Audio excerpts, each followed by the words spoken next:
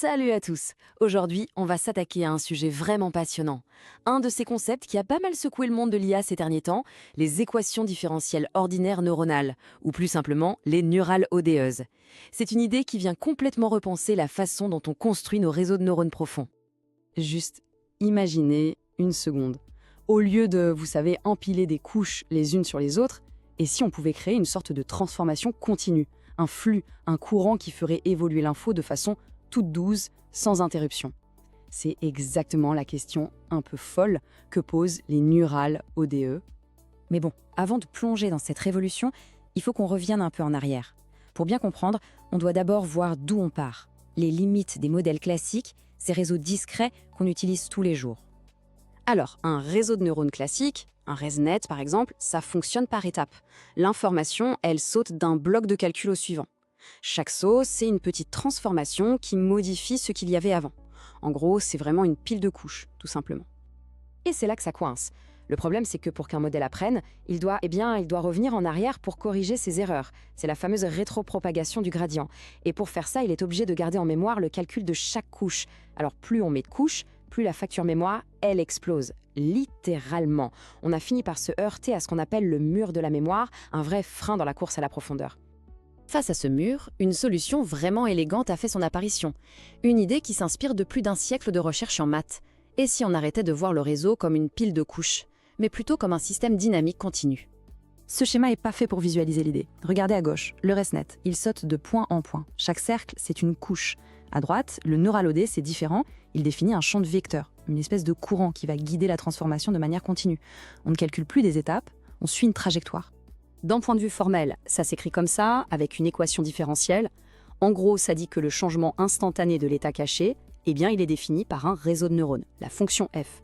L'entrée du modèle, c'est l'état au tout début, et la sortie, c'est simplement la solution de cette équation à la toute fin. On ne définit plus des couches, mais les lois du mouvement. L'analogie est vraiment parfaite pour comprendre l'intuition. Un ResNet, c'est une série de photos qui décomposent un mouvement. Un neural ODE, c'est la caméra qui filme tout le mouvement, de façon fluide, sans aucune interruption. Ok, le concept est super séduisant, c'est clair.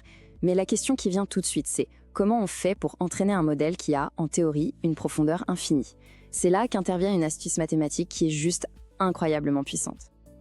Alors, l'entraînement se fait en deux temps. D'abord, la passe avant. On donne l'état de départ et les règles du jeu à ce qu'on appelle un solveur d'ODE. C'est un algorithme qui va simuler la trajectoire continue et calculer l'état final. Et ensuite, pour la passe arrière, au lieu de remonter couche par couche comme d'habitude, on utilise une technique complètement différente, la méthode adjointe. Et voilà le point crucial, c'est vraiment ça. La méthode adjointe, c'est une technique qui permet de calculer les gradients en résolvant une autre équation différentielle, mais cette fois-ci on la résout à l'envers, de la fin vers le début. Et la magie de la chose, c'est qu'elle n'a absolument pas besoin de connaître tout le chemin, tous les points intermédiaires qui ont été calculés à l'aller. Et la conséquence de tout ça, elle est juste spectaculaire. Le coût en mémoire devient constant, O de 1 comme on dit. Ça veut dire que peu importe la complexité du chemin, la profondeur du calcul, la mémoire nécessaire ne bouge pas, c'est la même. Le mur, il est brisé. Et ça ouvre la porte à des modèles d'une complexité qu'on n'osait même pas imaginer, même sur du matériel qui n'est pas surpuissant. Bon, maintenant qu'on a vu la théorie, passons aux choses sérieuses, la pratique. Concrètement, qu'est-ce que ça débloque comme nouvelle possibilité? Si on prend une tâche super classique, comme la classification sur NMIST, ce tableau de l'article original est très parlant. L'ODNet obtient une performance quasi identique à celle d'un ResNet, sauf qu'il le fait avec presque 3 fois moins de paramètres et bien sûr avec un coût mémoire constant.